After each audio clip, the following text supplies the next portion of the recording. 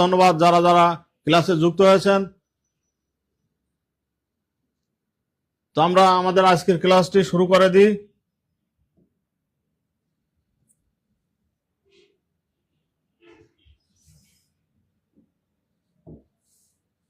আপনারা দেখতে পাচ্ছেন 1 নম্বর প্রশ্নে আল বুসিরির বিখ্যাত কাসিদার নাম কি? আল বুসিরি ইনি একজন কবি, আরবি সাহিত্যের কবি। ইনি হচ্ছেন মামলুক যুগের কবি। আপনারা হয়তো নাম শুনে থাকবেন, মামলুক যুগ 1250 থেকে 1517 খ্রিস্টাব্দ, এই সময়টাকে মামলুক যুগ বলা হয়। আপনারা খাতা কলমে লিখে রাখতে পারেন, তাহলে আপনাদের পরবর্তীতে কাজে লাগবে। আপনারা বিভিন্ন যুগ সম্পর্কে শুনেছেন, এটাও অনেকে শুনে থাকবেন অথবা শুনে নাও থাকতে পারেন। তো আল বুসিরি ইনি একজন বিখ্যাত কবি। এনার মূল নাম হচ্ছে, সম্পূর্ণ নাম, আমরা প্রশ্নে যাব, আপনারা উত্তর দেওয়ার চেষ্টা করুন। এখানে এনার বিখ্যাত গ্রন্থ কোনটি? এখানে আছে লামিয়াতুল আরব, নাহজুল বুরদা, কসিদাতুল বুরদা, বানাত সোয়াদ, এই 4টি গ্রন্থ এখানে আছে। এই আল বুসিরির কোন গ্রন্থটি বিখ্যাত এর ভিতরে? ওনার গ্রন্থ লেখায় একটাই, এর ভিতরে কোনটা আপনারা বলার চেষ্টা করুন। তো এনার পুরা নাম হচ্ছে শরফুদ্দিন, ইমাম শরফুদ্দিন। ইনি একজন আল্লাহওয়ালা লোক। শরফুদ্দিন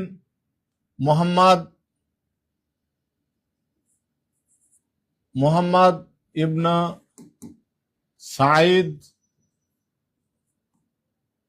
আল বুসিরি,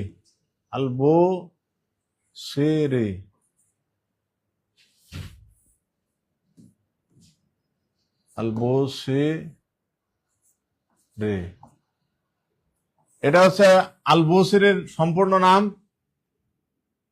তো আপনারা দেখতে পাচ্ছেন অনেকে কিন্তু আমাদের সাথে যুক্ত হয়েছেন। সুমাইয়া সালাম জানিয়েছেন হিমায়তপুর থেকে, ওয়ালাইকুম আসসালাম। আরিফুল ইসলাম, আনা মিন বাগুরা, অসংখ্য ধন্যবাদ, শুক্রিয়া। আবু হুরায়রা হাইলাইটস করেছেন। মিতালি রায়, আমি প্রতিদিনে দেখি, খুব ভালো, অসংখ্য ধন্যবাদ। দাহিয়াতুল কলবি অলরেডি সঠিক উত্তর দিয়েছেন। এমডি আরিফুল ইসলামও সঠিক উত্তর দিয়েছেন। আপনাদের না আরিফুল ইসলামের উত্তরটি আমরা নিতে পারছি না, দাহিয়াতুল কলবের উত্তর সঠিক আছে। তো আমরা এখানে মামলুক যুগটা দেখলাম এবং তার সম্পূর্ণ নামটাও জানলাম।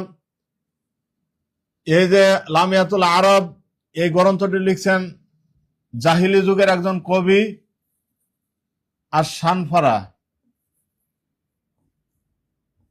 আপনারা খাতা কলমে লিখে রাখতে পারেন, তাহলে পরবর্তীতে সুবিধা হবে। কারণ যারা সাহিত্য নিয়ে পড়েননি, অনেকের জন্য এইগুলো একটু আনকমন মতো মনে হবে। এজন্য খাতা কলমে আপনারা লিখে রাখুন, তাহলে পরে কাজে লাগবে। লামিয়াতুল আরব এই গ্রন্থটি লিখছেন আর শানফারা, জাহিলি যুগের কবি ইনি। নাহজুল বুরদা এই গ্রন্থটি লিখছেন আধুনিক যুগের কবি। এনাকে আমিরুস শুআরা বলা হয়। আহমদ শাউকি নাহজুল বুরদা এই গ্রন্থটি লিখছেন মূলত এই গ্রন্থের আলোকে কসিদাতুল বুরদা। আমরা যে প্রশ্নটি করেছিলাম যে আল বুসিরির বিখ্যাত কাসিদার নাম কি, কসিদাতুল বুরদা। এই কসিদাতুল বুরদা নিয়ে একটি কাহিনী আছে, সংক্ষেপে একটু বলি।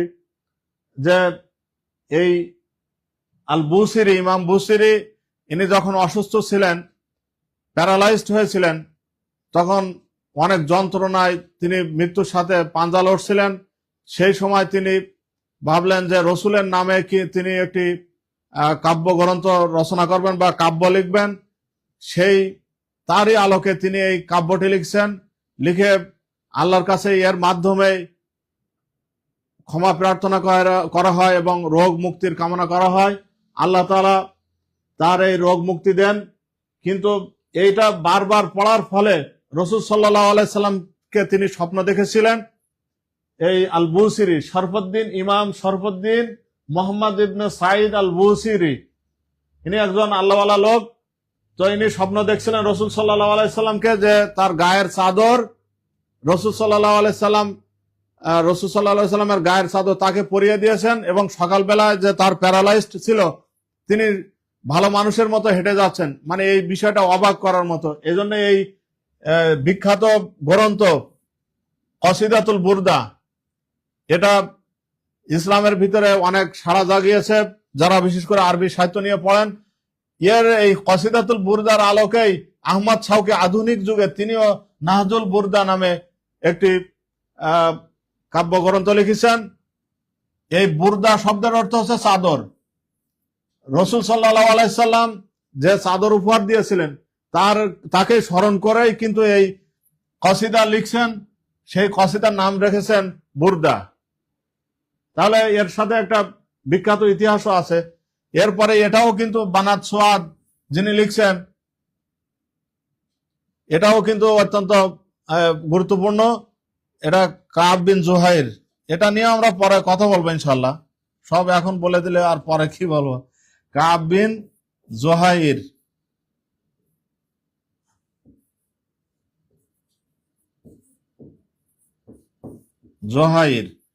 কাব বিন জুহাইর বানাত সোয়াদ এই কাব্যগ্রন্থটি লিখছেন।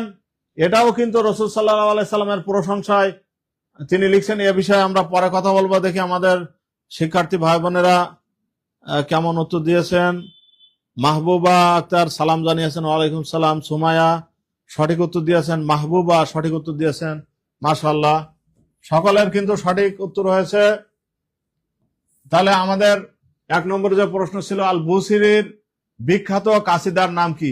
কসিদাতুল বুরদা। কসিদাতুল বুরদা। আপনারা কিন্তু খাতা কলম লিখে রাখবেন, কারণ এত তথ্য সহজে পাবেন না। বিভিন্ন বই ঘাটাঘাটি করার পরে কিন্তু এই তথ্যগুলো এখানে উদ্ঘাটন করা হয়েছে। তো আমরা পরবর্তী অপশনে চলে যাচ্ছি। মোসাম্মদ কুলসুম শেয়ার ডান লিখেছেন, আপনাকে অসংখ্য ধন্যবাদ। মোসাম্মদ কুলসুমেরও উত্তর সঠিক হয়েছে, শুকরিয়া সকলকে।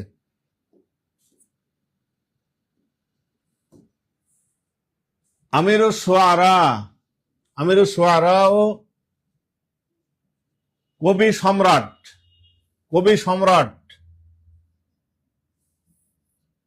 ইনি হচ্ছেন কবি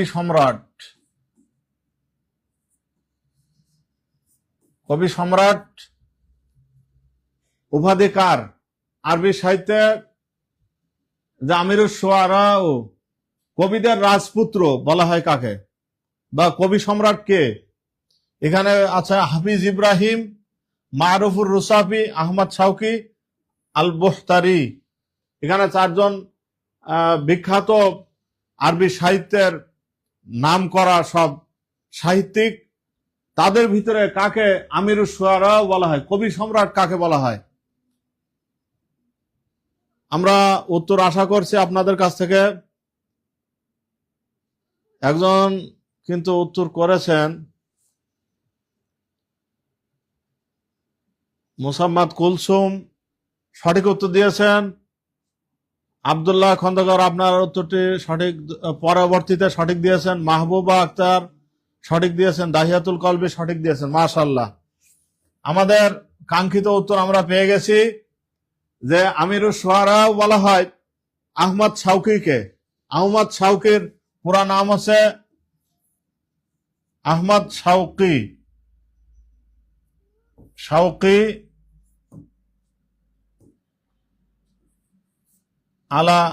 আলে মোহাম্মদ আহমদ শাওকি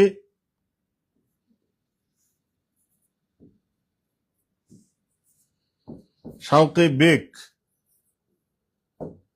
এটা হচ্ছে তার সম্পূর্ণ নাম। তো হাফিজ ইব্রাহিম ইনি হচ্ছে মিশরের কবি, মারুফুর রুসাফি ইনি ইরাকের কবি, আহমদ শাওকি মিশরের কবি, বুখতারি ইনিও সম্ভবত মিশরের কবি এবং আব্বাসী যুগের কবি। আর বাকি 3 জন হচ্ছেন আধুনিক যুগের কবি। হাফিজ ইব্রাহিম, মারুফুর রুসাফি, আহমদ শাওকি 3 জনই আধুনিক যুগের কবি। আর বুহতারি, ইনি হচ্ছেন আব্বাসীয় যুগের কবি। তো আমরা আমাদের সঠিক উত্তরটি পেয়ে গেছি। অনেকেই উত্তর সঠিক দিয়েছেন। আবু হুরায়রাও সঠিক উত্তর দিয়েছেন, মায়া সঠিক উত্তর দিয়েছেন, সুমায়া সঠিক উত্তর দিয়েছেন। অসংখ্য ধন্যবাদ সকলের প্রতি। আমরা পরবর্তী অপশনে চলে যাই। শায়রুন নীল, নীল নদের কবি কার উপাধি? শায়রুন নীল, নীল নদ, নীল নদের কবি। এখানে অপশনে আছে, আপনারা উত্তর করার চেষ্টা করুন। আহমদ শাওকি, হাফিজ ইব্রাহিম, আল বুসিরি, আল মুতানাব্বি। আমরা একটু আগে যে স্লাইডটি দেখলাম সেখানে কিন্তু আহমদ শাওকিকে আমিরুশ শুআরাই বলছে, শুআরা ও আমিরুশ শুআরা।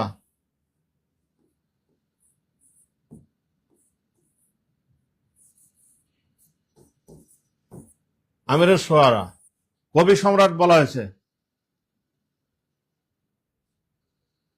আর এই বুসিরি ইনি হচ্ছে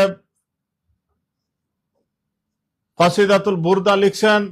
ইনি মামলুক যুগের কবি, সেই সময় বিখ্যাত ছিলেন। মুতানাব্বিও একজন বিখ্যাত কবি। আব্বাসীয় যুগের ভিতরে যিনি যারা শ্রেষ্ঠ কবি ছিলেন তাদের ভিতরে একজন বিখ্যাত কবি। আর আমাদের সঠিক উত্তর এখান থেকে, এটা তো আগে অপশনে চলে গেছে, আমিরুশ শুআরাই, এটা সঠিক উত্তর নয়। এই বুসিরিও সঠিক নিতে পারছি না আমরা। আল মুতানাব্বিওটা আমরা সঠিক নিতে পারছি না। তাহলে আমাদের সঠিক উত্তর হচ্ছে হাফিজ ইব্রাহিম। হাফিজ ইব্রাহিমকে নীল নদের কবি বলা হয়।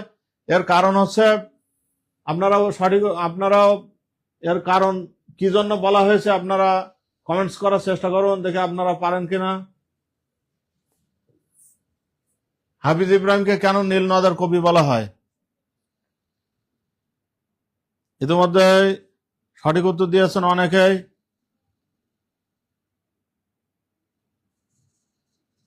মাহবুবা আক্তার সঠিক উত্তর দিয়েছেন, মোসাম্মদ কুলসুম সঠিক উত্তর দিয়েছেন, এমডি আরিফুল ইসলাম সঠিক উত্তর দিয়েছেন। সকলকে অসংখ্য ধন্যবাদ। এই নীল হচ্ছে মিশরের যে নীল নদ, এই নীল নদ নিয়ে হাফিজ ইব্রাহিম অনেক সুন্দর সুন্দর কবিতা লিখেছেন। মিশরকে নিয়ে কবিতা লিখছেন, মাতৃভাষাকে নিয়ে কবিতা লিখেছেন। এই জন্য তাকে শায়রুন নীল উপাধি দেওয়া হয়েছে।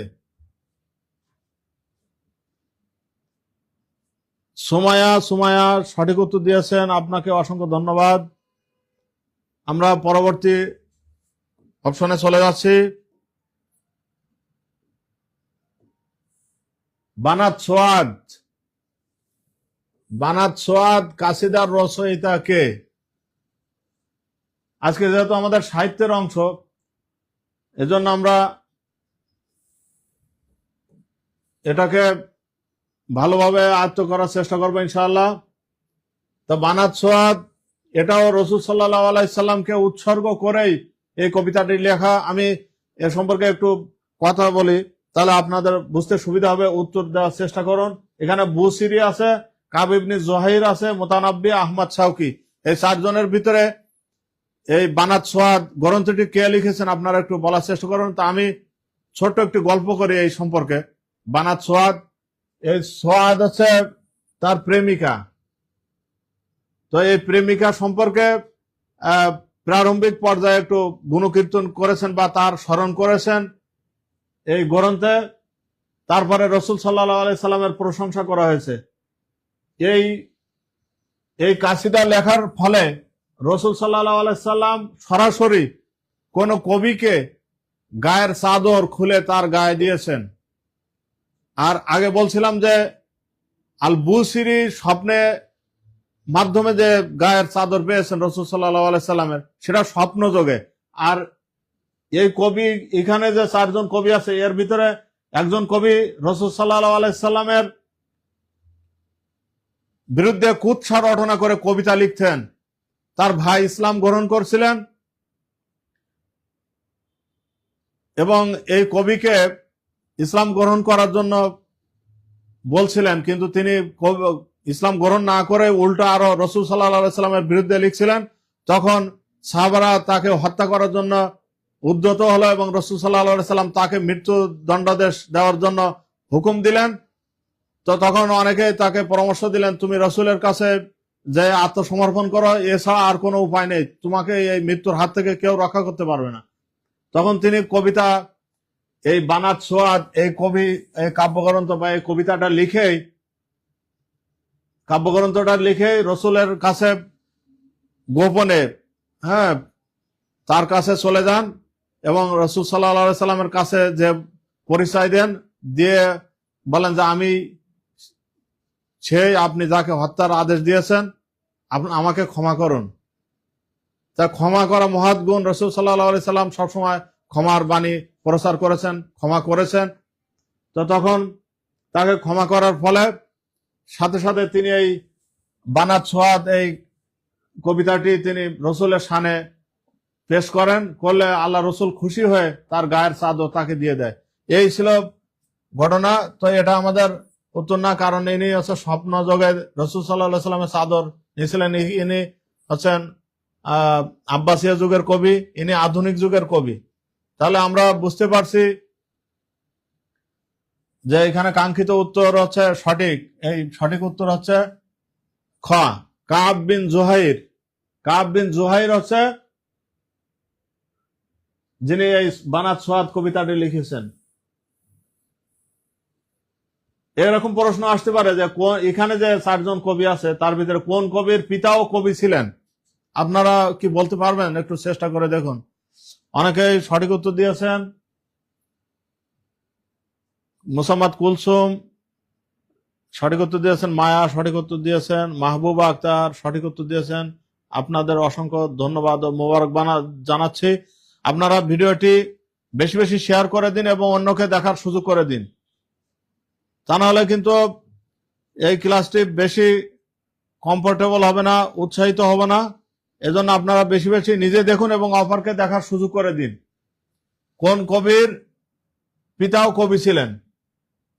এই কাব বিন জুহাইরের পিতা ছিলেন কবি। জুহাইর বিন আবি সালমা।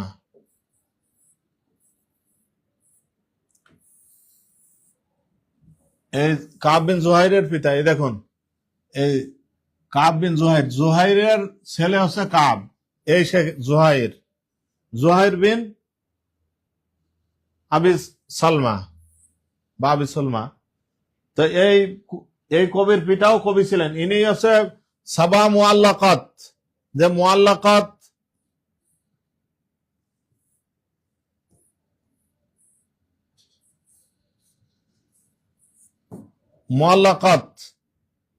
যে 7টা মুআল্লাকাত কাবা ঘরের ওয়ালে যে ঝুলন্ত অবস্থায় থাকতো, তিনিও এই কবিদের একজন ছিলেন, জুহাইর।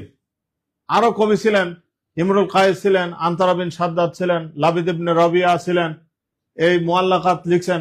আরবে যে উকাজ মেলা হতো, সেখানে যারা বিখ্যাত কবিতা লিখতেন, সেই কবিতাগুলো আরবের এই কাবা ঘরের যে ওয়াল, সেখানে ঝুলিয়ে রাখতো, সেখানে শোভা পেত। এটাকে সাবা মুআল্লাকাত বলা হয়। তো আরো অনেকে উত্তর দিয়েছেন। মাহবুবা আক্তার সঠিক উত্তর দিয়েছেন, সুমায়া সঠিক উত্তর দিয়েছেন। তো আমরা পরবর্তী অপশনে চলে যাই। নিম্নের কোন কবি সমাজ সংস্কারমূলক কবিতার জন্য সর্বাধিক পরিচিত? অনেকে কবিতা লিখছেন, প্রেমমূলক কবিতা লিখছেন, কেউ বিদ্রোহাত্মক, কেউ দুঃখ বেদনা, হাসি তামাশা, নানান ধরনের কবিতা লিখছেন, কেউ নাটক উপন্যাস লিখেছেন। কেউ কেউ সমাজ সংস্কারের জন্য কবিতা লিখছেন। সমাজের যে সমস্ত বৈষম্য আছে, সেই বৈষম্যের বিরুদ্ধে কলম ধরেছেন। কেউ কেউ কবিতার মাধ্যমে তারা সেটা ফুটিয়ে তুলেছেন। তার ভিতরে এখানে অপশন আছে বুহতারি, মারুফুর রুসাফি, ইমরুল কাইস, কাব ইবনে জুহাইর।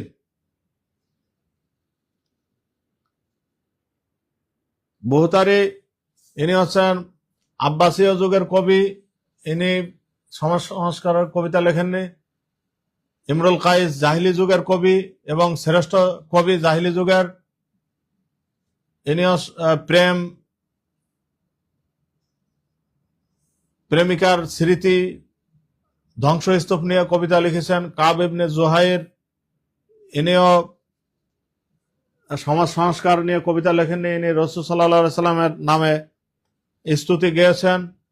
তাহলে আমাদের এখানে খ অপশনটাই সঠিক। মারুফুর রুসাফি ইনি হচ্ছেন সমাজ সংস্কারমূলক কবিতা লিখছেন।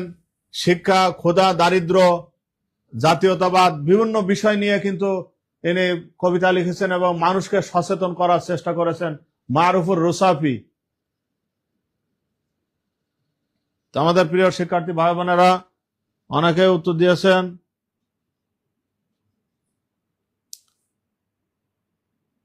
এমডি মাসুম 5-এর গোয়া দিয়েছেন। 5-এর গোয়া হয় কি করে? ইমরুল কাইস জাহিলি যুগের কবি এবং শ্রেষ্ঠ কবি। আপনারটা সঠিক উত্তর নিতে পারছি না। মুসাম্মদ কুলসুম সঠিক উত্তর দিয়েছেন। মাহবুবা আক্তার সঠিক উত্তর দিয়েছেন। মাসুম ভাই আবার ঠিক করে দিয়েছেন, অসংখ্য ধন্যবাদ। মারুফুর রুসাফি হচ্ছেন আধুনিক যুগের কবি এবং তিনি হচ্ছে সমাজ সংস্কারমূলক কবিতা লিখেছেন। আমরা পরবর্তী স্লাইডে চলে যাচ্ছি। আব্বাসীয় যুগের কবিকে আমরা অনেকবার বলার চেষ্টা করেছি যে কে কোন যুগের। ঘুরে ফিরে এই কয়জন কবির নামই প্রায় এখানে এসেছে। আব্বাসীয় যুগের কবিকে, আব্বাসী যুগ হচ্ছে 750 থেকে 1258 খ্রিস্টাব্দ। এটা হচ্ছে আব্বাসীয় যুগ। 450 বা 500 খ্রিস্টাব্দ থেকে 610 এটা হচ্ছে জাহিলি যুগ। আমরা একটু আরবি যে সাহিত্য সেই যুগগুলো লেখার চেষ্টা করছি। 610 থেকে 661 এটা হচ্ছে ইসলামী যুগ, ইসলামের প্রারম্ভিক যুগ। 661 থেকে 750 এটা হচ্ছে উমায়া যুগ।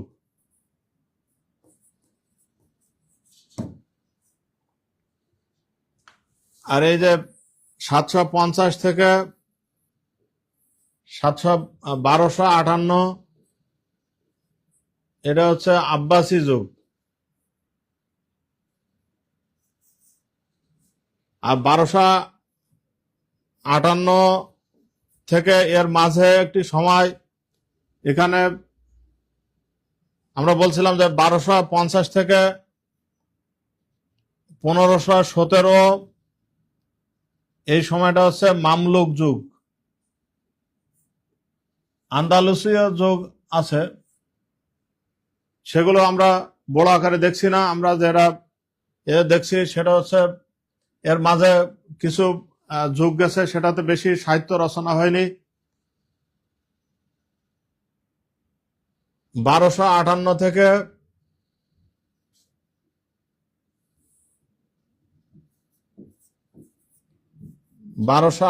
থেকে 1798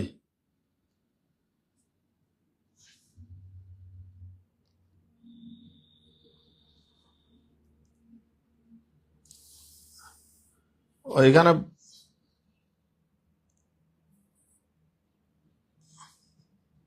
1258 এই 1798 থেকে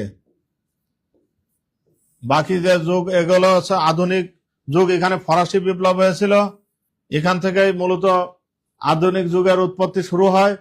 তারপরে বর্তমান যুগ। এখানে বিভিন্ন কবি সাহিত্যিক তাদের লেখা আমাদের উপহার দিয়েছেন। তো ইমরুল কাইস ইনি জাহিলি যুগের কবি, বহুতারি ইনি আব্বাসী যুগের কবি। আহমদ শাউকি ইনি আধুনিক যুগের কবি। কাব ইবনে জুহাইর, ইনি মুখতারাম কবি। তা আব্বাসী যুগের কবি আপনারা কেউ কি লিখতে পারছেন দেখি? মাসুম লিখছে 6 ক। আব্বাসী যুগ এখানে দেওয়া আছে, আব্বাসী যুগ 750 থেকে 1258। তাই ইমরুল কাইস আছে জাহিলি যুগের কবি, সুতরাং এটা হওয়ার সম্ভাবনা নেই। ইমরুল কাইস। কাব ইবনে জুহাইর, ইনি আছে ইসলামী যুগের কবি বা মুখতারাম। আর আহমদ শাওকি আছে আধুনিক যুগের কবি। আর এই বুহতারি আছে আব্বাসী যুগের কবি। সুতরাং গ নাম্বারটি সঠিক। আপনারা অনেকেই 6 খ লিখছেন, আমার মাথায় ঢুকছে না কি জন্য আপনারা লিখছেন। ইমরুল কাইস হচ্ছে জাহিলি যুগের কবি। উনি কিভাবে আব্বাসী যুগের কবি হন?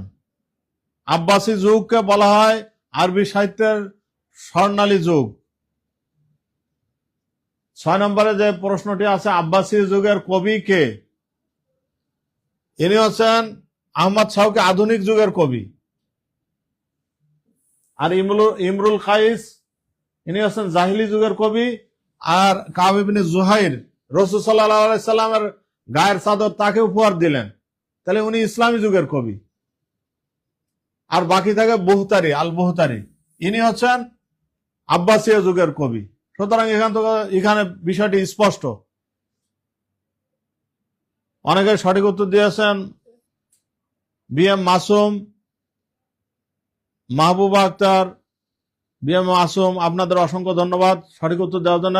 লাইভটি শেয়ার করে দিন, তা নাহলে কিন্তু অন্যরা উপকৃত হতে পারবেন। আপনাদের যারা প্রিয়জন আছে তাদের মাঝে ছড়িয়ে দিন, এবং বেশি বেশি শেয়ার করার মাধ্যমে এটা আপনাদের টাইম লাইন নিয়েও রাখতে পারবেন এবং অন্যরা উপকৃত হবে। তো আমি বলছিলাম যে মুখতারাম কবি, মুখতারাম মুখতারাম মুখতারাম অর্থ হচ্ছে যারা জাহিলি যুগ এবং ইসলামী যুগ পেয়েছে। যারা জাহিলি যুগ এবং ইসলামী যুগ পেয়েছে তারা হচ্ছে মুখতারাম কবি। তো কাব ইবনে জুহাইর হচ্ছে সেরকম একজন কবি যিনি জাহিলি যুগেও কবি ছিলেন, ইসলামী যুগেও কবি ছিলেন। তা হাসান বিন সাবিত, হাসান বিন সাবিত, এনাকে বলা হয় শায়রুর রাসূল, রাসূল সাল্লাল্লাহু আলাইহি সাল্লামের কবি। ইনি কবিতা পড়তেন আর আল্লাহ রসুল সেটা শুনতেন। হাসান বিন সাবিত 100 পংক্তি আবৃত্তি করছেন, আল্লাহ রসুল বলছেন আরো আবৃত্তি করো, এভাবে বারবার বলছেন আবৃত্তি করো আবৃত্তি করো। ইনি ইসলামের পক্ষে ইহুদি নাসারা যারা খ্রিস্টান যারা ছিল কুরাইশরা, তাদের বিরুদ্ধে কিন্তু হাসান বিন সাবিত লড়েছিল কবিতার মাধ্যমে, তাদের উত্তর দিয়েছিলেন হাসান বিন সাবিত। তো মুখতারাম কবি হচ্ছে যারা জাহিলি যুগে কবি ছিল এবং ইসলামী যুগে কবি ছিল, উভয় যুগ পেয়েছেন, জাহিলি এবং ইসলামী যুগ, তাদের বলে মুখতারাম কবি। তার ভিতরে কাব ইবনে জুহাইর একজন, হাসান বিন সাবিত, তারপর আল খানসা, লাবিদ ইবনে রবিয়া, এরকম অনেকেই মুখতারাম কবি আছে। সুতরাং আপনাদের এই বিষয়গুলো জানার জন্য বেশি বেশি পড়ারও দরকার আছে। এমনি এমনি কিন্তু চাকরি হবে না।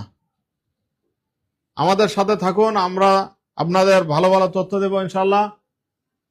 তো বেশি বেশি শেয়ার করে দিন, শেয়ার করলে কিন্তু অন্যরা উপকৃত হবে। সুমায়াও সঠিক উত্তর দিয়েছেন, আপনাকে অসংখ্য ধন্যবাদ। এই দেখতে পাচ্ছেন এখানে দেওয়ান শব্দের অর্থ কি? অনেকে দেওয়ান লিখছে, দেওয়ান, দেওয়ান, দেওয়ানে হাফিজ, হাফিজ, হাফিজ ইব্রাহিম, ইব্রাহিম, এই দেওয়ান লিখছে অনেকে। দেওয়ানের রুসাফি, দেওয়ানে আহমদ শাওকি, এরকম অনেকেই কাব্যগ্রন্থ লিখেছেন। আমি তো উত্তর দিয়েই ফেলছি। তো আপনাদের যদি আমার কথা বুঝতে পারেন তাহলে কিন্তু এই যে এখানে উত্তর বলে ফেলছি যে দেওয়ান শব্দের অর্থ পাগল, সুফা, কাব্যগ্রন্থ, রাজা। তো আপনারা এটা পারার কথা, কোনোটা না পারলেও কিন্তু এটা পারার কথা। দেখি আমাদের প্রিয় ভাই বোনেরা কেমন উত্তর দিতে পারেন, তাহলে বোঝা যাবে যে তারা মনোযোগ সহকারে ক্লাস করছে। আমি আপনাদের অপেক্ষায় থাকলাম, সঠিক উত্তর করার চেষ্টা করেন। দিওয়ান শব্দের অর্থ কোনটি? দেওয়ানে রুসাফি,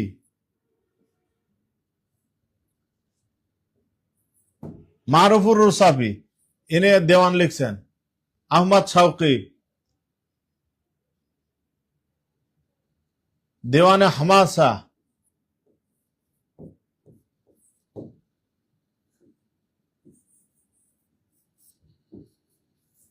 এগুলো কিন্তু সব কাব্যগ্রন্থ। এই দেওয়ান শব্দটি এই কাব্যগ্রন্থ, আপনাদের বোঝানোর জন্য এগুলো লেখা হয়েছে। এই যে হাফিজ ইব্রাহিম লিখছে, এটা মারুফুর রুসাফি লিখছে। দেখে আমাদের ভাই বোনেরা কেমন সঠিক উত্তর দিয়েছেন। মাহবুবা আক্তার সঠিক উত্তর দিয়েছেন, অসংখ্য ধন্যবাদ।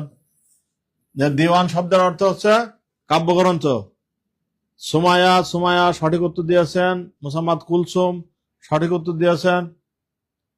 মাহবুবা আক্তার সঠিক উত্তর দিয়েছেন। নাইমা ইসলাম সঠিক উত্তর দিয়েছেন। আপনাদের সকলকে অভিনন্দন জানাচ্ছি, মোবারকবাদ জানাচ্ছি। তো আমাদের ভিডিওটি শেয়ার করে দিন। আর আমাদের কোর্স সম্পর্কে জানতে কিন্তু আপনারা এমএস অথবা জিএস লিখেই কমেন্টস করলেই আমাদের প্রতিনিধিরা আপনাদের সাথে যোগাযোগ করবে। আর আমরা এখানে যে আপনাদের ফ্রি ক্লাস নিচ্ছি, এটা কিন্তু শেষ ক্লাস না, এর থেকে আরো সুন্দর সুন্দর ক্লাস আপনাদের জন্য অপেক্ষা করছে। আপনারা যদি আমাদের কোর্সে ভর্তি হন, সাথে থাকবে কোরআন, হাদিস, ফিক, আরবি গ্রামার, আরবি সাহিত্য, তারপরে ফারায়েজ, বিভিন্ন বিষয় কিন্তু এখানে থাকবে, যা আপনারা আপনাদের কাঙ্ক্ষিত যে জিজ্ঞাসা থাকবে সেটা বিস্তারিত জানতে পারবেন এবং আমরা আপনাদের উত্তর দিতে বাধ্য থাকব। সবকিছুই কিন্তু আপনারা আমাদের সাথে 1 to 1 কথাবার্তা বলতে পারবেন সেই ক্লাসে। এই ক্লাসগুলো নেওয়া হচ্ছে মূলত আপনাদের উৎসাহ দেওয়ার জন্য, যাতে আপনারা ভালোভাবে প্রস্তুতি নিয়ে আপনাদের চাকরি, যে কাঙ্ক্ষিত চাকরি সোনার হরিণ, সেটা আপনারা বাগিয়ে নিতে পারেন। সাথে সাথে যারা আমাদের সাথে যুক্ত হবেন, কোর্স করবেন, তাদের জন্য আরো চমৎকার সব আয়োজন করা আছে, সেগুলো তাদের জন্য রেখে দিচ্ছি, সব কিন্তু আপনাদের দিয়ে দিচ্ছি না। তো এই জন্য আমাদের কোর্সে যারা ভর্তি হবেন, তারা কিন্তু অনেক ভালো ভালো শিক্ষকের মাধ্যমে, অভিজ্ঞ দক্ষ শিক্ষকের মাধ্যমে, যারা এনটিআরসি এর সিলেবাস প্রণয়ন করেছে এবং দাওরা হাদিস, আলিয়া, ইউনিভার্সিটি, বিভিন্ন মাধ্যমে যারা পড়াশোনা করেছে, তাদের জন্য কিন্তু এই তারা থাকবে আমাদের সাথে, কোর্সের সাথে। সুতরাং আপনারা যদি ভালো মনে করেন, আমাদের কোর্সে ভর্তি হতে পারেন এবং এমএস অথবা জিএস লিখে কমেন্টস করলে আমাদের প্রতিনিধিরা আপনাদের সাথে যোগাযোগ করবে ইনশাল্লাহ। তো এখানে আমরা 8 নম্বরে দেখতে পাচ্ছি, হাফিজ ইব্রাহিম কোন বিখ্যাত কবির সমসাময়িক প্রধান প্রতিদ্বন্দ্বী ছিলেন? যে হাফিজ ইব্রাহিম ইনি কোন কবির সমসাময়িক ছিলেন এবং প্রতিদ্বন্দ্বী ছিলেন? আপনারা একটু চেষ্টা করুন। আমি আগে বলছিলাম যে ইনি জাহিলি যুগের কবি, আর ইনি হচ্ছেন আব্বাসীয় যুগের কবি আল বুখতারি। তাহলে আপনারা কিন্তু উত্তর এখানে অনেকটা বের করে দিয়েছি, দেখি আপনারা বুঝতে পারছেন কিনা। ইমরুল কাইস ইনি হচ্ছে জাহিলি যুগের কবি, আল বুখতারি ইনি আব্বাসীয় যুগের কবি। তাহলে আমি যে প্রশ্নটি করছি এখানে, আর কাব ইবনে জুহাইর ইনি মুখদারম কবি, ইসলামী যুগের কবি এবং জাহিলি যুগের কবি। এই জন্য মুখদারম বলা হয়। যারা উভয় যুগ পেয়েছে, জাহিলি যুগ এবং ইসলামী যুগ পেয়েছে, তাদেরকে মুখদারাম বলা হয়। মুখদারাম যুগ আর কি, আসর, আসরুল, আসর অর্থ হচ্ছে যুগ, আসর, আসরুল মুখদারাম।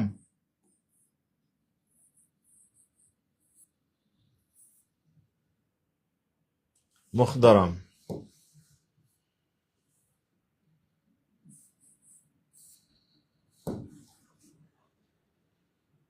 তাই এটা হচ্ছে ইসলাম এবং জাহিলি যুগ যে যিনি পেয়েছেন, তাদের আসরুল মুখদারাম বলা হয়। তো কাব ইবনে জুহাইর তেমন একজন কবি। তাহলে আমি মোটামুটি উত্তরটা বলেই দিয়েছি আপনাদের। আরেকটু এখানে আরেকটু ব্যাখ্যা করি, তাহলে আপনারা আরো স্পষ্ট হতে পারবেন। আহমদ শাওকি একটা চমৎকার মিল আছে এই দুইজন কবির ভিতরে, এজন্য বলছে সমসাময়িক। আহমদ শাওকির জন্ম হচ্ছে 1868 এবং মৃত্যু হচ্ছে 1932। আর হাফিজ ইব্রাহিম এনার হচ্ছে জন্ম 1872 এবং মৃত্যু 1932। দেখুন এর সমসাময়িক কিনা, এবার দেখুন মানে খুব কাছাকাছি। অনেকে সঠিক উত্তর করার চেষ্টা করেছেন।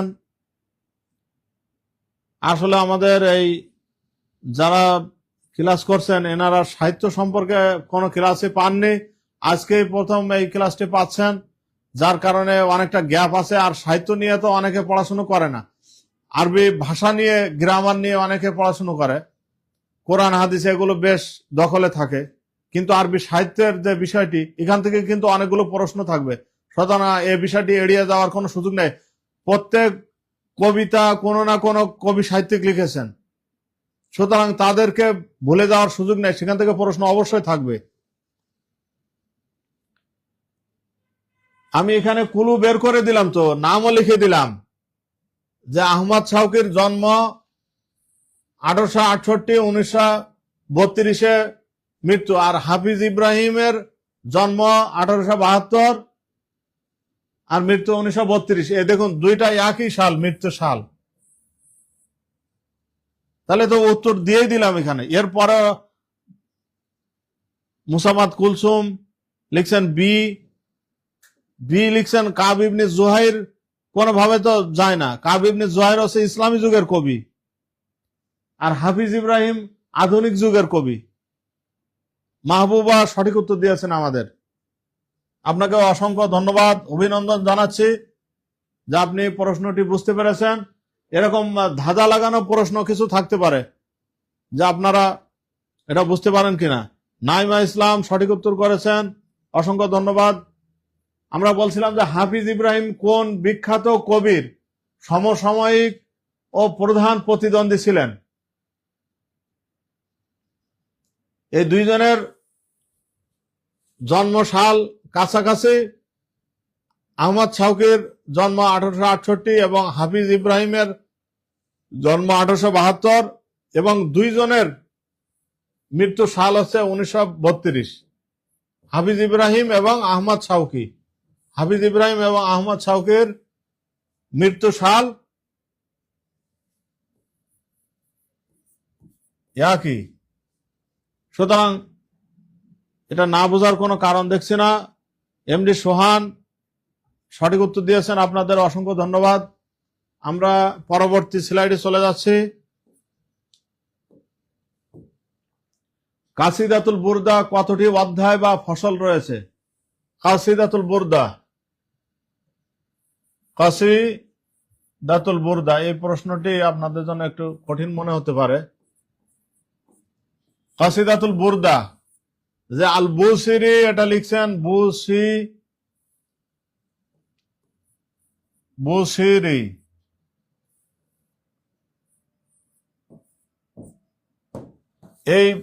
এই গ্রন্থটি লিখেছেন আল বুসিরি।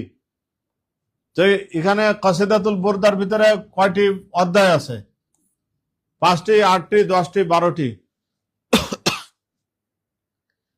কাসিদাতুল বুরদার ভিতরে অধ্যায় আছে 10টি। কাসিদাতুল বুরদায় যে বিষয়গুলো আছে সেগুলো হচ্ছে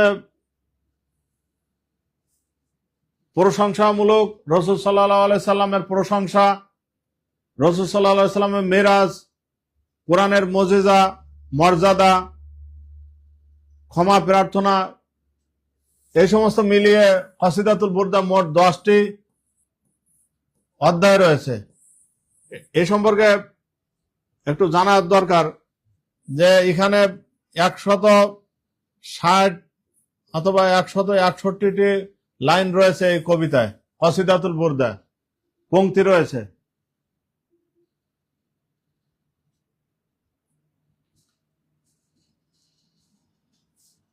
আমাদের মাহবুবা আক্তার বোন আমার সঠিক উত্তর দিয়েছেন, আপনাকে অসংখ্য ধন্যবাদ।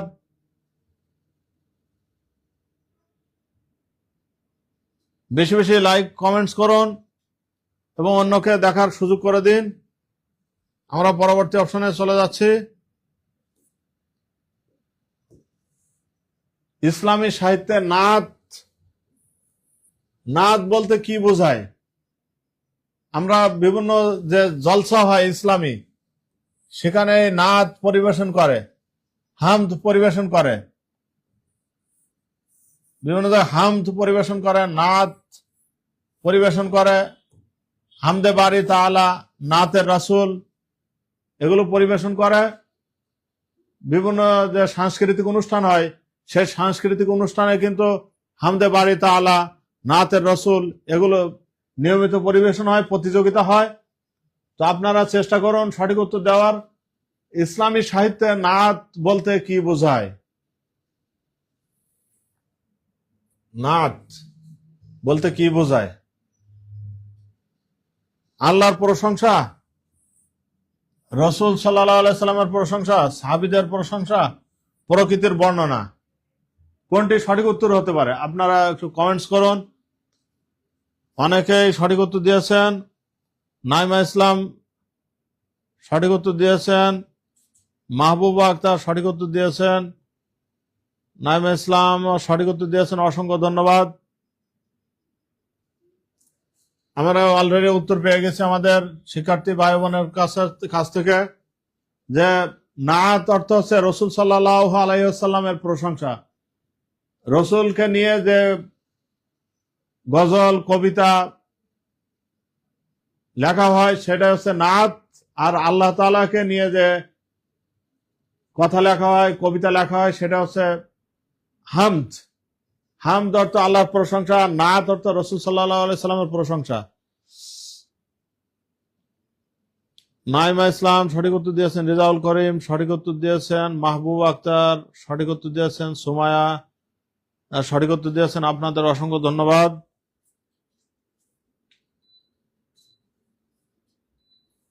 প্রিয় শিক্ষার্থী ভাই বোনেরা, আমরা তাহলে পরবর্তী অপশনে চলে যাই।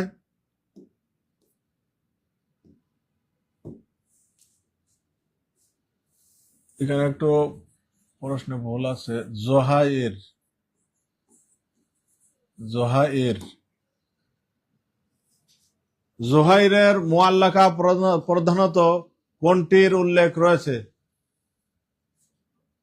জোহাইর, আমরা বলছিলাম কাব বিন জোহাইর, জোহাইরের পিতা জোহাইর বিন আবি সলমা।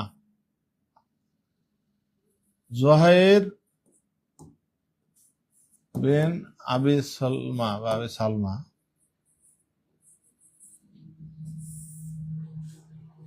এনার মুআল্লাকা, মুআল্লাকা বলছিলাম যে কাবা ঘরে যে 7টি মুআল্লাকা ঝুলন্ত অবস্থায় থাকতো, সেই প্রসঙ্গে বলা হচ্ছে যে উকাজ মেলা হতো, যে উকাজ মেলায়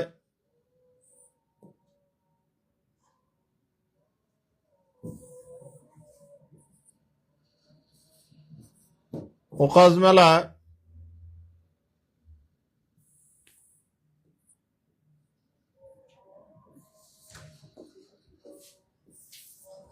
উকাজ মেলায় যে কাব্যগ্রন্থগুলো সবচেয়ে বেশি ভালো হতো বা কবিতা ভালো হতো, সেটা কাবা ঘরে ঝুলন্ত অবস্থায় রাখা হতো।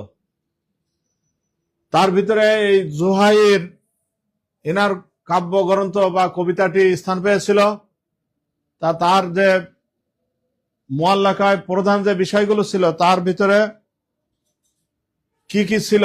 নাসিব ছিল নাকি মাদাহ নাকি হিকমা নাকি উপরে সবগুলো?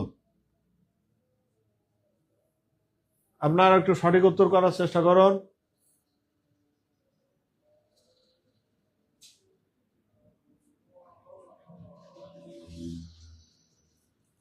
আমরা একটু এগুলো ব্যাখ্যা করার চেষ্টা করি। নাসিব অর্থ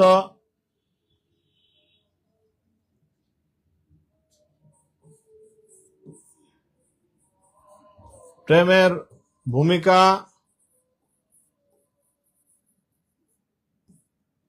বা প্রেয়সীর স্মৃতিচারণ,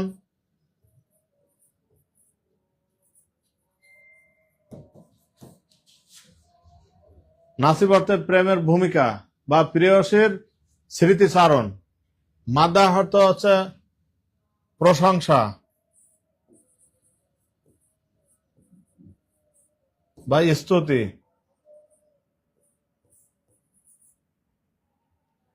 হিকমা অর্থ প্রজ্ঞা,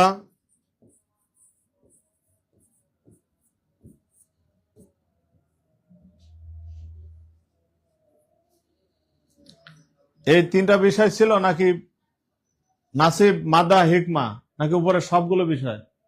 জোহাইরের মুআল্লাকা প্রধানত কয়টি বিষয় উল্লেখ ছিল? সঠিক উত্তর পেয়ে গেছি আমরা। আসলে বুদ্ধিমান যারা তারা সঠিক উত্তর দিতে পারেন এভাবে, যে এরকম থাকলে পাশাপাশি সচরাচর উপরে সবগুলো অনেক সময় হয়ে যায়। তা কাউসার হোসাইন সঠিক উত্তর দিয়েছেন, মুসাম্মাদ কুলসুম হোসাইন সঠিক উত্তর দিয়েছেন, নাইমা ইসলাম সঠিক উত্তর দিয়েছেন। আপনাদের অসংখ্য ধন্যবাদ। মাহবুবা আক্তারও কিন্তু সঠিক উত্তর দিয়েছেন। অর্থাৎ জোহাইর যে মুআল্লাকা লিখছেন তার প্রধান যে বিষয় ছিল তার ভিতরে নাসিব ছিল, নাসিব, মাদাহ আর হিকমা, এই তিনটা বিষয় ছিল। কাব বিন জোহাইরের পিতা হচ্ছে জোহাইর ইবনে আবি সালমা, এই তিনটি বিষয় ছিল। তো এখানে নাসিব অর্থ হচ্ছে প্রেমের ভূমিকা বা প্রেয়সীর স্মৃতিচারণ, মাদা অর্থ প্রশংসা বা স্তুতি, হিকমত অর্থ হচ্ছে প্রজ্ঞা বা জ্ঞানমূলক কথাবার্তা, এই ধরনের বিষয় হচ্ছে তার কবিতায় স্থান পেয়েছে। তো আপনাদের অসংখ্য ধন্যবাদ কমেন্টস করার জন্য। বেশি বেশি শেয়ার করে দিন যাতে অন্যরাও দেখে উপকৃত হয়। আমরা দেখতে পাচ্ছি এখানে দিমনা শব্দটির সঠিক উত্তর কোনটি, অর্থ কোনটি? নতুন বাড়ি। দিমনা শব্দের অর্থ কি নতুন বাড়ি, বাগান, ধ্বংসস্তূপ, পাহাড়? কবিতায় কোন বিষয়টি থাকতে পারে আপনারা একটু অনুমান করুন। যে আরব কবি যারা ছিলেন তারা কিন্তু, যারা হচ্ছে আরব বেদুইন ছিলেন, অনেকেই নিজস্ব ঘর বাড়ি ছিল না। বেশিরভাগ আমাদের দেশে যেমন বেদুইনরা বিভিন্ন জায়গায় স্থান করে, একটা জায়গা থেকে আরেকটা জায়গায় চলে যায়, তেমনি ভাবে আরব বেদুইনরা যাযাবর যারা ছিল তারা একটা জায়গা থেকে আরেকটা জায়গায় চলে যেত খুব সহজে, স্থায়ীভাবে বসবাস করতো না। তার বিভিন্ন কারণ ছিল। আরবে কর্মসংস্থানের ব্যবস্থা কম ছিল, ব্যবসা বাণিজ্য কম ছিল, যার কারণেই কিন্তু এই আরব বেদুইনরা যাযাবররা বিভিন্ন জায়গায় চলে যেত। তো তার এই ধারাবাহিকতায় যদি প্রেমিক যে দেখতো যে তারা নেই, তাদের সেই বাড়িঘর পড়ে আছে, ধ্বংসস্তূপ পড়ে আছে, সেই বিষয়গুলো যে কবি ছিলেন তার কবিতায় ফুটে উঠত। তো এখানে কি হতে পারে? দিমনা শব্দের সঠিক অর্থ কোনটি? নতুন বাড়ি, বাগান, ধ্বংসস্তূপ, পাহাড়? অনেকেই সঠিক উত্তর দেওয়ার চেষ্টা করছেন। সুমা ইসলাম সঠিক উত্তর হয়নি। মাহবুবা আক্তার 12 ঘ দিয়েছেন, আপনার সঠিক উত্তর হয়নি। মূলত পাহাড় না, দিমনা মানে প্রেমিকা যদি চলে যায়, সে বেদুইন, আরব বেদুইন যারা যাযাবর, তাদের ঘর বাড়ির অবস্থা কেমন থাকে? মানে এলোমেলো অবস্থায় থাকে, তাদের ঘর বাড়ি তো খুব একটা ভালো না। তো তারা পড়ে থাকে কি? ধ্বংসস্তূপ। এখানে পাহাড় থাকার তো প্রশ্ন আসে না। যে আরব যে যাযাবর ছিল, বেদুইনরা ছিল, তারা ওই বেদুয়েরা যেভাবে থাকে, তা ওখানে কি থাকে? ময়লা আবর্জনা এগুলো তো পড়ে থাকে। এখানে কি নতুন বাড়ি থাকে, বাগান থাকে, পাহাড় থাকে? থাকে ধ্বংসস্তূপ। এটা একটা কমন সেন্সেও তো উত্তর দেওয়া যায় যে দিমনা শব্দের অর্থ হচ্ছে ধ্বংসস্তূপ। যে প্রেমিক যদি প্রেমিকা যদি এই বাড়ি থেকে চলে যায় তাহলে এখানে তো স্থায়ী বাড়ি না, এটা তো ক্ষণস্থায়ী। তাহলে এখানে কি ময়লা আবর্জনা পড়ে থাকবে না? এই বাড়িটা ভেঙে চুরে নিয়ে যায়, যদি তাবু উঠায় নিয়ে যায়, তাবু থাকতো মূলত তখন। এভাবে ঘর বাড়ি অনেক সুন্দর থাকতো না, এজন্য পড়ে থাকতো ধ্বংসস্তূপ। তখন কবি তার স্মৃতিচারণ করে কবিতা লেখা শুরু করতেন। তাই দিমনা শব্দের অর্থ হচ্ছে ধ্বংসস্তূপ। অনেকে সঠিক উত্তর দিয়েছেন। মাহবুবা আক্তার, এমডি সোহান হোসেন, কাউসার হোসেন, সবাই সঠিক উত্তর দিয়েছেন। জাজাকুমুল্লাহ, আহসানাল খৈর। আমরা পরবর্তী অপশনে যাচ্ছি। আপনারা বেশি বেশি এগুলো পড়ার চেষ্টা করুন এবং নোট রাখুন, তাহলে পরবর্তীতে আপনাদের কাজে আসবে ইনশাল্লাহ। হাফিজ ইব্রাহিম কোন দেশের কবি ছিলেন?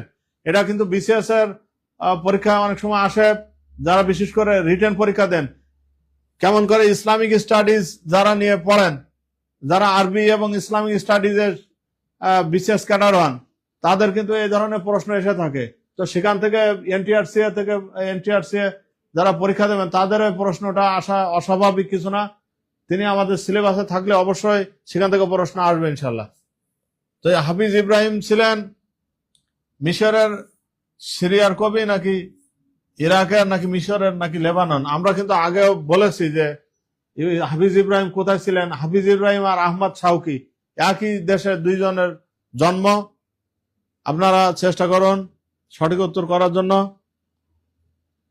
হাফিজ ইব্রাহিমকে শায়রুন নীল বলা হয়।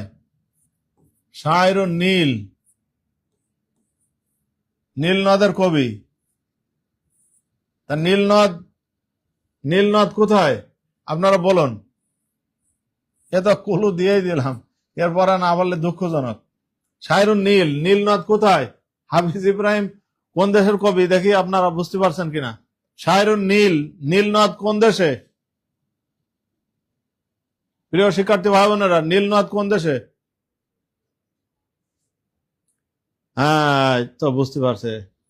এমডি সোহান হোসাইন সঠিক উত্তর দিয়েছেন। কাউসার হোসাইনও সঠিক উত্তর দিয়েছেন। মাহবুবা আক্তার সঠিক উত্তর দিয়েছেন। আপনাদের অসংখ্য ধন্যবাদ। হ্যাঁ, ব্রেন ক্লিয়ার হয়ে গেছে, মাশাল্লাহ মাশাল্লাহ। হাফিজ ইব্রাহিম কোন দেশের কবি ছিলেন? হাফিজ ইব্রাহিম মিশরের কবি ছিলেন। এখানে আহমদ শাউকি এবং হাফিজ ইব্রাহিম এনারা সমসাময়িক কবি ছিলেন। আমি একটু আগে বলছিলাম, এই যে আহমদ শাউকি এবং হাফিজ ইব্রাহিম এই দুইজন সমসাময়িক কবি ছিলেন। এনারা দুইজন 1932 সালে মৃত্যুবরণ করেছেন। এই দুইজন কবি হাফিজ ইব্রাহিম এবং আহমদ শাউকি। আহমদ শাউকিকে আমিরুস শুআরাও বলা হয়, আর হাফিজ ইব্রাহিমকে শায়রুন নীল নদের কবি বলা হয়, নীল নদের কবি। আর আহমদ শাউকিকে বলা হয় আমিরুস শুআরা, কবিদের কবি, কবিদের আমির। অনেকে সঠিক উত্তর দিয়েছেন। মাহবুবা আক্তার সঠিক উত্তর দিয়েছেন। নাইমা ইসলাম সঠিক উত্তর দিয়েছেন। আপনাদের অসংখ্য ধন্যবাদ সঠিক উত্তর দেওয়ার জন্য। আমরা পরবর্তী অপশনে চলে যাচ্ছি। তারিক বিন জিয়াদ তার ঐতিহাসিক খুতবাটি কোথায় প্রদান করেছিলেন? এটা কিন্তু সবার জানার কথা। তারিক বিন জিয়াদ, তারিক, ইনি ঐতিহাসিক ব্যক্তি। তারিক বিন জিয়াদ,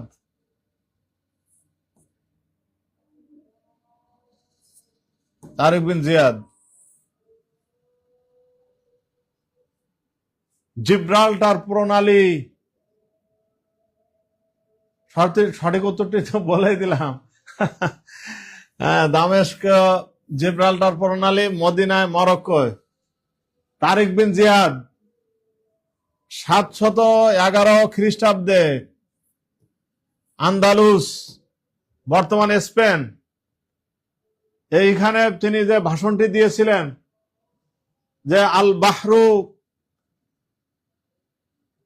বাহরু ওয়ারাকুম ওয়াল আদু আমামাকুম। তারিক বিন জিয়াদ বলেছিলেন তার সৈন্য সামন্তদের যে তিনি যে জাহাজগুলো নিয়ে গেছিলেন সেই জাহাজে আগুন ধরিয়ে দিয়েছিলেন এবং বলছিলেন যে তার সৈন্যদের সাহস দেওয়ার জন্য, তোমাদের পিছনে রয়েছে সমুদ্র, যেহেতু সে জাহাজ আগুনে পুড়িয়ে দিয়েছেন, তাই বলছেন তোমাদের পিছনে রয়েছে সমুদ্র আর তোমাদের সামনে রয়েছে শত্রু, তোমরা কি মৃত্যুবরণ করবে নাকি শত্রুর মোকাবিলা করবে। এই তারিক বিন জিয়াদ স্পেন জয় করেছিলেন ইনি। এই তারিক বিন জিয়াদ ইসলামে তিনি হচ্ছে বিখ্যাত, ইসলামের ইতিহাসে স্পেন বিজয় করেছিলেন, আন্দালুস। বর্তমান এই যে স্পেনের নাম আগে ছিল আন্দালুস, স্পেন। সেই স্পেনে কিন্তু এখনো মুসলিমদের অনেক ঐতিহাসিক স্থাপনা আছে, যদি এখন স্পেন মুসলিমদের হাতছাড়া। একটা সময় এই স্পেন মুসলমানদের করতলে ছিল, মুসলমানরা শাসন করেছেন। তো এই তারিক বিন জিয়াদ স্পেন জয় করেছিলেন 1711 খ্রিস্টাব্দে। তিনি বলছিলেন যে তোমাদের পিছনে আছে সমুদ্র আর সামনে আছে শত্রু, তোমরা কোনটাকে বেছে নেবে, মৃত্যু নাকি শত্রুদের মোকাবিলা। তারা শত্রুদের মোকাবিলা করে অল্প সংখ্যক সৈন্য নিয়ে কিন্তু এই স্পেন জয় করেছিলেন। তো এটা কিন্তু আমাদের অনুপ্রাণিত করে। তারিক বিন জিয়াদ, এই জাবালে তারিক, মানে এটা এই ইতিহাসটা ঢেকে রাখা হয় জাবালে তারিক, এটা মুসলমানদের জানতে দেওয়া হয় না। এই জাবালে তারিক, জাবালে তারিক অর্থ হচ্ছে তারিকের জাবাল, জাবাল মানে পাহাড়। এই সেখানে জিব্রাল্টার, এই জিব্রাল্টার, এই তারেক টার আর এই জাবাল, এটা সংক্ষেপে করে তারা জিব্রাল্টার প্রণালী নিয়ে গেছে। এখান থেকে এই যে সমুদ্র পাড়ি দিয়ে স্পেনে যে সেই জাহাজকে আগুন দিয়ে শত্রুর মোকাবিলা করে সেই স্পেন জয় করেছিলেন। সুতরাং মুসলিমদের যে বিজয় গাথা সেটা কিন্তু ভুলে গেলে চলবে না। এই যে দামেস্ক, সিরিয়ার দামেস্ক, সিরিয়ার রাজধানী দামেস্ক, মদিনা ইসলামের গুরুত্বপূর্ণ দ্বিতীয় শহর, আর এর হচ্ছে কর্ডোবা, মরক্কো।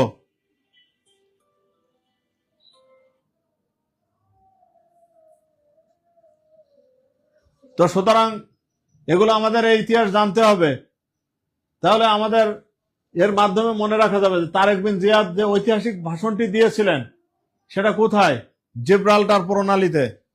প্রিয় শিক্ষার্থী ভাই বোনেরা, অনেকেই সঠিক উত্তর করেছেন।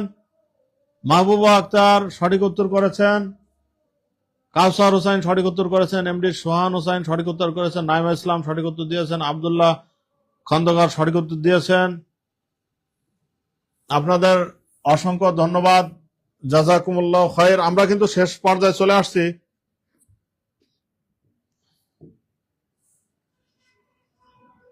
আপনারা যখন ক্লাসগুলো করবেন আমাদের সাথে, আপনাদের খাতা কলম নিয়ে বসবেন, তাহলে কিন্তু অনেক গুরুত্বপূর্ণ তথ্য নোট ডাউন করে রাখতে পারবেন, পরবর্তীতে এগুলো স্মরণ করতে পারবেন, অথবা আমাদের এই লাইভ ভিডিওটি পরেও টেনে টেনে দেখতে পারবেন।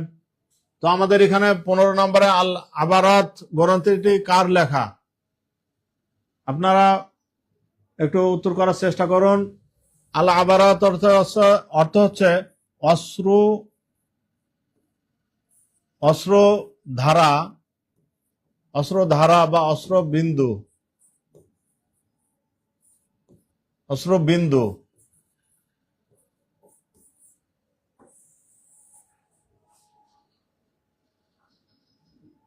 এই গ্রন্থটি কার লেখা? এখানে 4টা অপশন আছে, মানফালুতি, নাজিব মাহফুজ, জিবরান খলিল জিবরান, মিখাইল নোয়াইমা।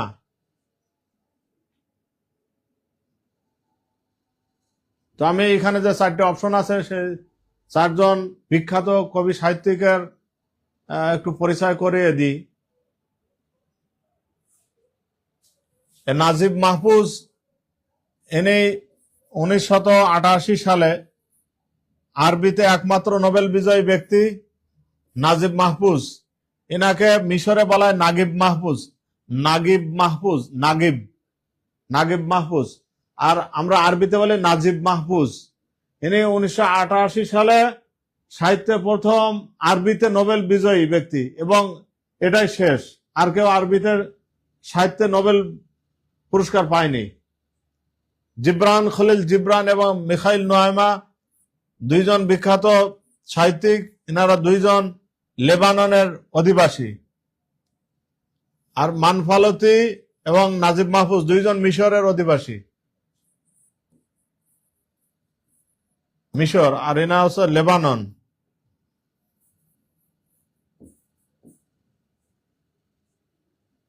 তো আল আবারাত এই গ্রন্থটি মূলত যে প্রেক্ষাপটে লেখা সেটা দুঃখ, বেদনা, প্রেম, ভালোবাসা, আনন্দ বিভিন্ন বিষয় নিয়েই এই গ্রন্থটি লেখা। তো আমাদের কেউ কেউ উত্তর করতে পারছেন। প্রিয় শিক্ষার্থী ভাই বোনেরা, আপনারা আমাদের সাহিত্যের ক্লাসটি মোটামুটি পাবেন, আপনারা হতাশ হবেন না। চর্চার অভাবে উত্তর করা কঠিন হয়ে যাচ্ছে। একজন উত্তর দিয়েছে সাহস করে, মাহবুবা আক্তার, আপনার উত্তরটি সঠিক হয়নি, এজন্য আমরা আন্তরিকভাবে দুঃখিত। মোস্তফা লুৎফি আল মানফালুতি, ইনি আছে আল আবারাত এই গ্রন্থটি লিখছেন, উনি আন নাজারাত গ্রন্থটি লিখছেন। আন নাজারাত, নাজারাত এবং আল আবারাত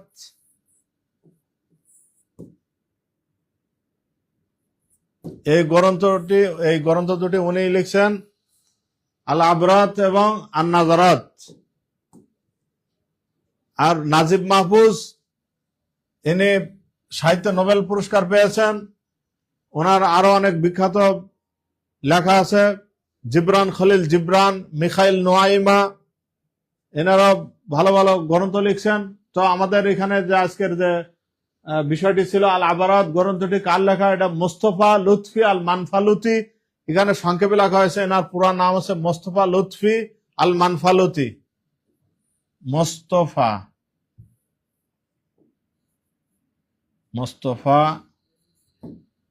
লুৎফি লুৎফি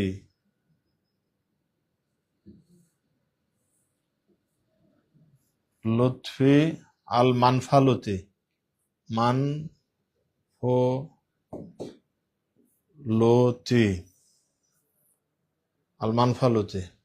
মোস্তফা লুৎফি আল মানফালুতি, এনার হচ্ছে সম্পূর্ণ নাম, এখানে সংক্ষেপে দেওয়া হয়েছে মানফালুতি। তো আল মানফালুতি কাব্যগ্রন্থ, এই গ্রন্থটি আল আবারাত ওনারই লেখা। প্রিয় শিক্ষার্থী ভাই বোনেরা, মাহবুবা আক্তার কিন্তু আবারও সঠিক উত্তর দিয়েছেন, আপনাকে অসংখ্য ধন্যবাদ প্রিয় বোন আমার।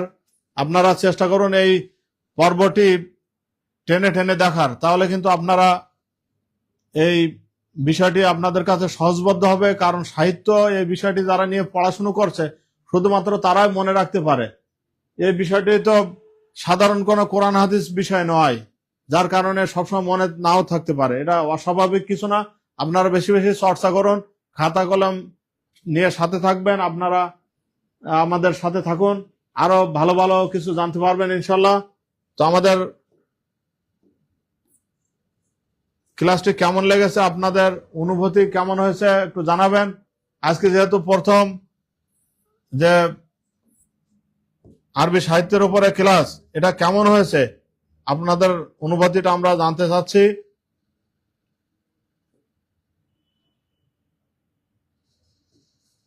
আপনারা কমেন্টস করে জানিয়ে দিন আজকের ক্লাসটি কেমন হয়েছে,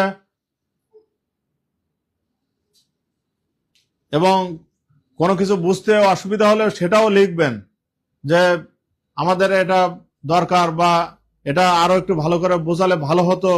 আপনাদের উৎসাহ অনুপ্রেরণায় কিন্তু আমরা সামনে এগিয়ে যাব ইনশাআল্লাহ।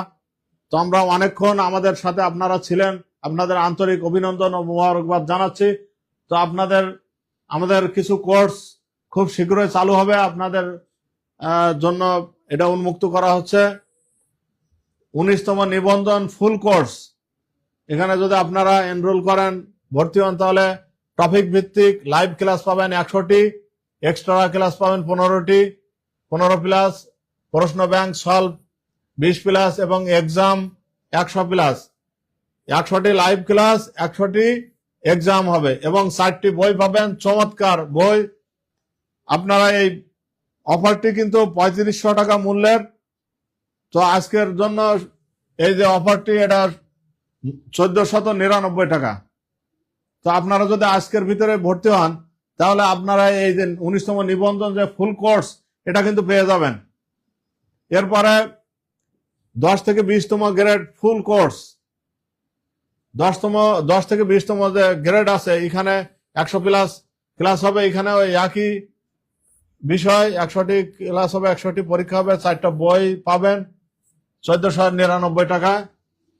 তো আপনারা মিস না করে আমাদের সাথে থাকুন। ওয়াল job math foundation course 75+ live class, 15+ extra class, 20+ প্রশ্ন ব্যাংক সলভ, এক্সাম 75+, পিডিএফ পাবেন। এই জব ম্যাথ ফাউন্ডেশন কোর্স করলে 2000 টাকার কোর্স মাত্র 650 টাকা পাবেন ইনশাল্লাহ। 19তম নিবন্ধন সাবজেক্টিভ কোর্স,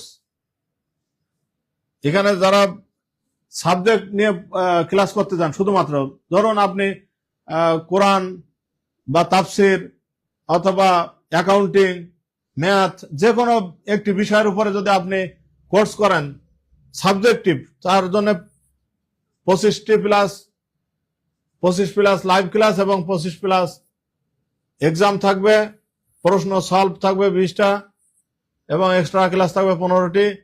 এর জন্য চমৎকার সাথে সাথে একটি বইও পাবেন। 2000 টাকার অফার, সেটা আমরা আজকের জন্য 1099 টাকায় দিচ্ছি। ইউনিয়ন সমাজকর্মী বর্তমানে অনেকেই কিন্তু এখানে আবেদন করেছেন। 8,50,000 প্রায় পরীক্ষার্থী তারা কিন্তু এখানে আবেদন করেছেন। তাদের জন্য রয়েছে এই কোর্সে 60টি লাইভ ক্লাস, 15টা এক্সট্রা ক্লাস, 20টা সলভ ক্লাস থাকবে, এক্সাম থাকবে 15টি এবং একটি বই থাকবে সমাজ সেবার উপরে। 1999 টাকার এই কোর্সটি পাবেন মাত্র 999 টাকা। তো আমাদের এই ভর্তি হতে চাইলে এখনই কমেন্ট করুন এমএস অথবা জিএস লিখে কমেন্টস করলে, অথবা এখানে যে নাম্বার দেওয়া আছে 2টা, এটাতে হোয়াটসঅ্যাপ করা যাবে। আর যারা টাকা পাঠাতে চান বিকাশ, নগদ, রকেট, এই নাম্বারে টাকা পাঠাতে পারবেন।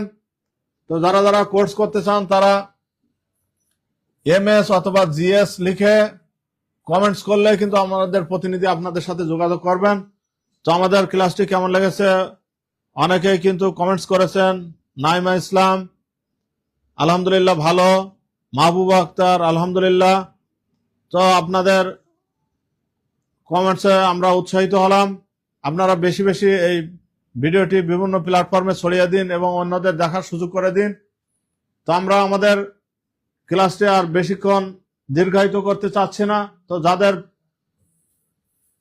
ভর্তি হওয়ার আগ্রহ আছে বিভিন্ন কোর্সে, তারা আর দেরি না করে, যদি থাকে কাজ সকাল সকাল সাজ, দেরি না করে আপনারা আজই আমাদের সাথে যোগাযোগ করুন এবং আপনার কাঙ্ক্ষিত কোর্সে ভর্তি হয়ে আপনার যে স্বপ্ন, সেই স্বপ্নকে বাস্তবায়ন করার জন্য চেষ্টা চালান। আপনাদের জন্য রয়েছে শুভকামনা। সকলে ভালো থাকুন।